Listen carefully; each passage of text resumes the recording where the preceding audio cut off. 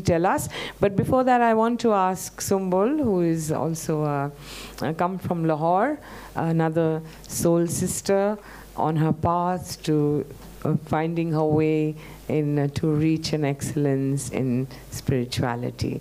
So Sumbul is a great poet. She writes poetry in Saraiki, in English, in Punjabi, and she's very close to the people in the Baba Farid Dargah at Pakpatan, and is a Chishti बैत हैं ये सिलसिले से। हमारी बहुत ही प्यारी सी छोटी सी बहन है और थोड़ी सी ये छोटी है, नर्वस भी हो रही थी, तो मैं चाहती हूँ आप इनकी तालियों के साथ इस्तकबाल करें। I'd like to start with a verse by Baba Fariduddin Ganja Shakar.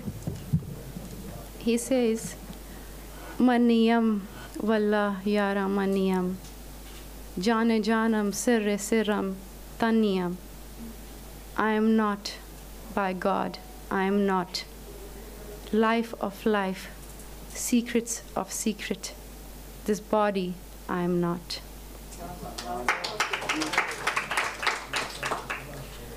Bismillahir Rahmanir Rahim. As-salatu wassalamu alayka ya Rasulallah wa alayka washabika ya Habiballah.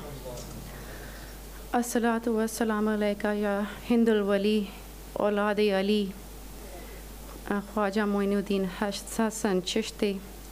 Assalamu alayka ya Hazrat Qutbuddin Bakhtiyar Kaki. Assalamu alayka ya Hazrat Baba Fariduddin Ganja Shakar. Assalamu alayka ya Hazrat Nizamuddin Alia. Assalamu alayka ya Khwajgan az Shahr Delhi. Assalamu alayka Rijal al-Ghaib az Shahr Delhi. Assalamu alaykum to all my elders, my friends, sisters, the organizers of this conference, everybody who is present and absent in this room.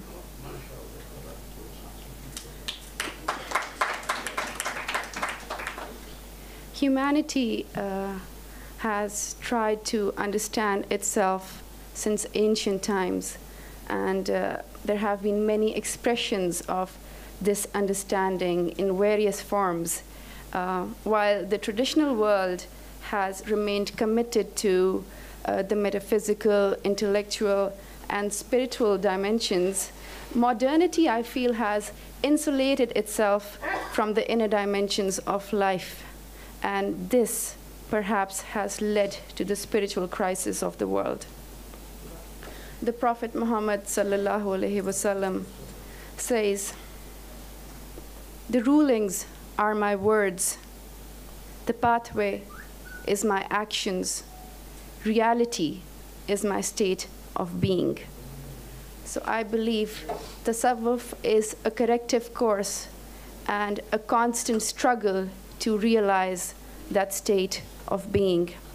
Tasawwuf, or the Sufi doctrine, is the tariqah, or the path, which realizes the haqiqah, or the state of being, of the Prophet by manifesting his sunnah or actions.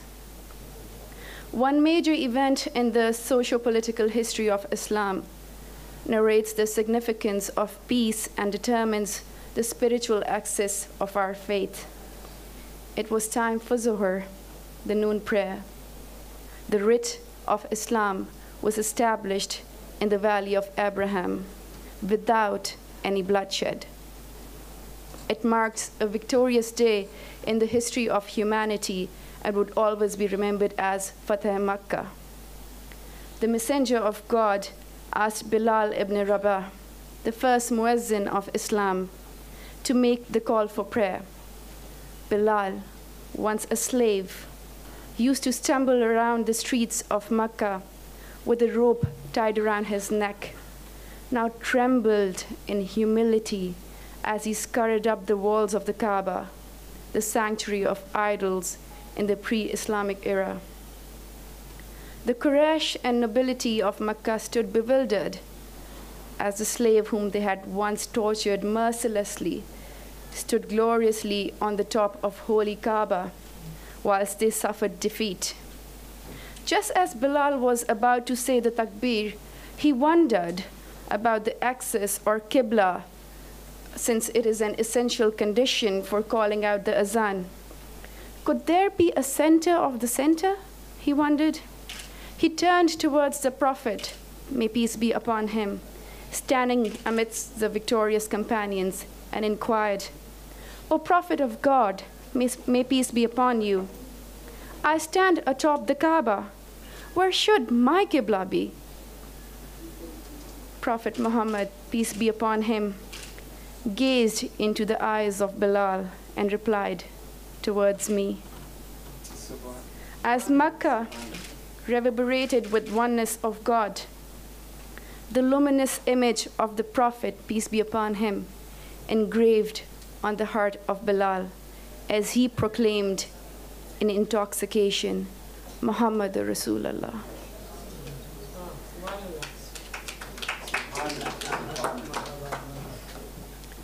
This milestone in our religious theory contextualizes two realities. One, Islam is a peaceful and tolerant religion. Despite the tribal traditions of spiteful revenge and physical humiliation of defeating factions, the Prophet forgave the Quraysh and declared general amnesty. Two, the Kaaba, or direction of all people of heart, or the Ahle Qalb, Ahle Hub, is the Prophet. Muhammad sallallahu alaihi wasallam is the spiritual axis or the center of Islam, and all mystical traditions are a seamless continuation of the Muhammadan light, or Noor-e Muhammad sallallahu alaihi wasallam. Whereas it is noticeable that all clerical philosophy of faith constricts itself from developing a holistic view or impression of prophetic intellect and remains entangled in merely outward ritualism. I come from the ancient city of Lahore in Punjab, which is also the spiritual kingdom of Hazrat Data Ganj Bakhsh. Now, when Hazrat Khwaja Moinuddin Hasan Chishti embarked on his journey for Ajmer, he was told by Pirane Pir Ghausul Azam Dastagir, Sheikh Abdul Qadir Jilani, that he must pay homage to a lion residing in Lahore. Thus, Hazrat Khwaja Moinuddin Hasan Chishti sojourned for a 40-day retreat, or chilla as we know it, in his courtyard. And at the very entrance of Hazrat Data Ganj Bakhsh's courtyard, a saying or invocation greets us, and all devotees to date read that invocation, and that particular invocation was actually read by Khwaja Moinuddin Hasan Chishti in veneration of Data Ganj Bakhsh, which is Ganj Bakhsh Faiz-e Alam, Mazhar-e Noor-e Khuda, Naqisan Ra Pir Kamil, Kamilan Rahranama. O bestower of spiritual manifestation, of light of God, treasure and grace to the world, spiritual master of a novice of this path, and a perfect guide for the perfected. The soil of Lahore carries in its pure womb the eternal perfume of many other Sufi masters like Khwaja Mian Mir Sarkar, Shah Inayat Qadri, Shah Yaqub Zinjani, and many, many more. However, we have faced the challenge and have been repeatedly wounded by violence in this great city. The July of 2010 witnessed 3 suicide bombers who blew themselves up in 3 various sections of the Darbar of Hazrat Data Ganj Bakhsh, wounding 200 devotees and killing over 50 people. The same year, the Darbar of Baba Fariduddin Ganj Shakar was faced with a fatal fireball which killed many people and demolished one of his inner walls. And Rahman Baba's shrine in Peshawar suffered a similar fate. So this calculus of hatred and the violence against those of us people who follow Sufi traditions or doctrines and is clearly an ideological conflict. Extremists are fed on the Salafi Wahhabi ideology, who consider Sufism as polytheism. A vast majority of Pakistanis, however, are standing up against extremism and rejecting it. So I believe it has become crucial to address this gap by way of spreading the true classical traditions of Islam that are based on love and acceptance of each other. I also believe that merely historicizing the essential role of Sufis is perhaps not enough. We need to spread Sufi teachings both in and out of the Khanqahs. It has become essential to have practical models to help people connect with our rich spiritual traditions and how to apply them to challenges of modernity. Historically, Muslims had concrete institutions for helping communities to navigate through science, philosophy, and the arts while standing firm in their organic spiritual texts.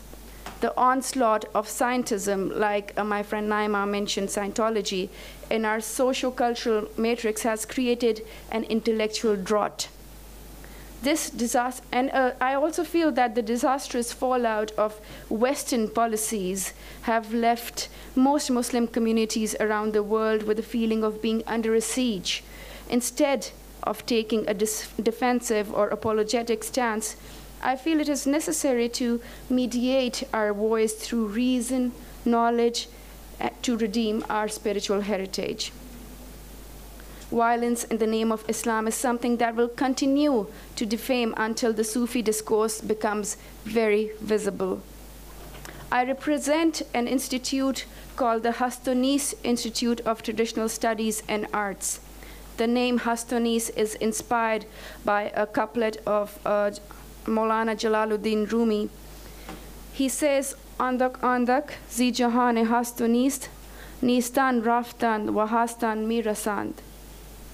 Little by little, in this world of being and non-being, the non-existent depart and the existent arrive. We have with us Kabir Helminski and repeating that again. He is the head of the Molvi Order Mashallah, yes. in California. He's a very well-renowned chair, and so we're all really blessed to have him amongst us. It is an honor to read this before you, sir. It's an honor to listen. Thank you. This verse illustrates a principle seen in the traditional worldview as underlying all creation, including art, where a gross, ephemeral medium, non-being, becomes the locus reflecting or manifesting true being. At Hastonis, our focus is on the Islamic concept of ihsan, or doing things beautifully. It aims to create an environment of learning where students are able to benefit from knowledge that is rooted in tradition, and where there is access to such knowledge and its masters that we are talking of here. It carries out seminars, workshops, and discussion groups, formal and informal courses on the traditional, religious, and contemporary discourses in today's context.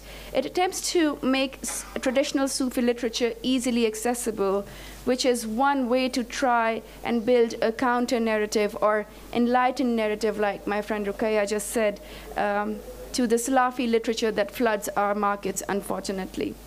So Hastonis Institute of Traditional Studies and Arts is structured and organized in 4 centers. Each center carries out the Institute's aims and objectives to engage, research, and explore tradition within the specified discipline of studies. I will name these centers for you. Ibn Muqla Center of Arts focuses on Islamic architecture and illuminative calligraphy. Ibn Arabi Center of Philosophy and Metaphysics, as you can understand, focuses on the Sufi texts. And Ahmed Member Center of Architecture, once again, focuses on architecture. And in fact, we have architects who are redoing a lot of dargahs or restoring a lot of dargahs in Pakistan. And Abu Rehan Beruni Center of Languages teaches various languages like Farsi and Arabic. So Hastonis conducts sittings on Maulana Rumi's Masnava-e Manvi And it also teaches the spiritual text of Hazrat Data Ganj Kashiful Majub, or Unveiling of Mysteries. And Shahabuddin Sohrawardi's text, Awariful Mu'arif. And this text is a text which was taught by Hazrat Baba Fariduddin Ganj Shakar to Sultan-e-Dilli Hazrat Khwaja Nizamuddin Aulia. And also,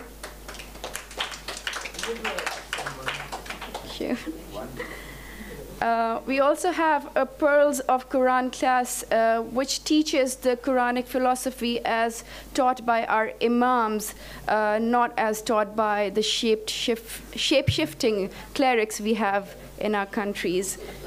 Yes, it charges no fee at all, and much like the Chishti Khankas, anyone is free to walk in and participate. And also following the teachings of Tariqa Chishtiya, it provides langar and food to everyone and anyone who enters.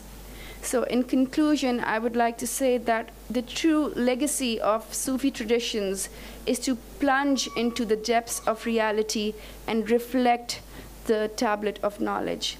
The loss of traditional knowledge is a serious problem, and perhaps it is necessary to institutionalize our spiritual intellect in order to create cosmic citizens, not barred by borders and barriers.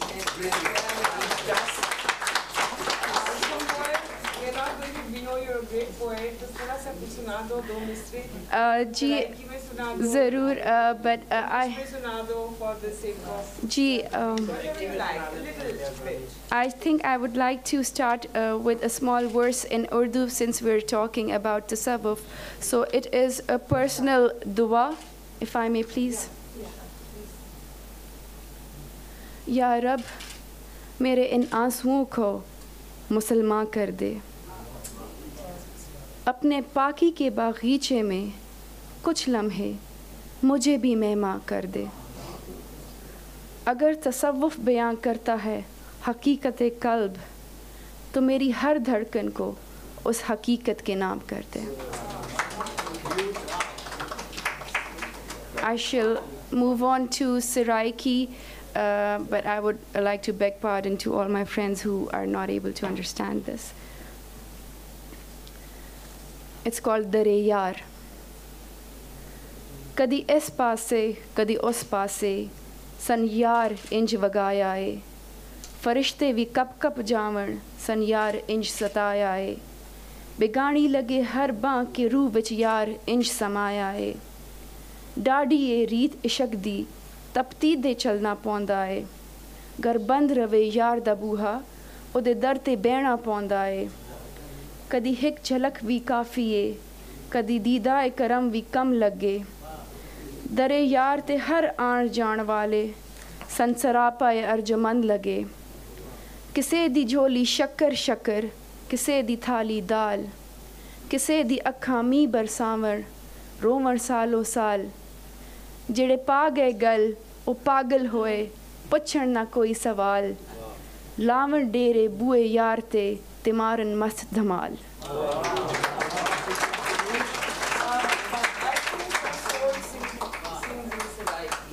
I think so. Thank you. Thank you so much for having me here. Something in English, or just quickly give us an essence of this?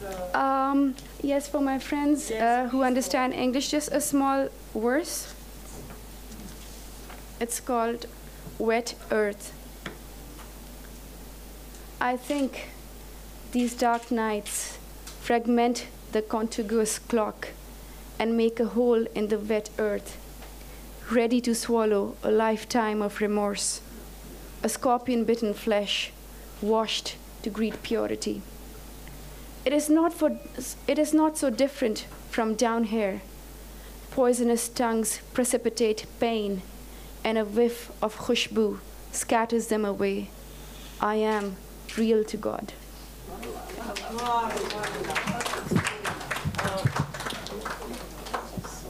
Thank you, Sumbul.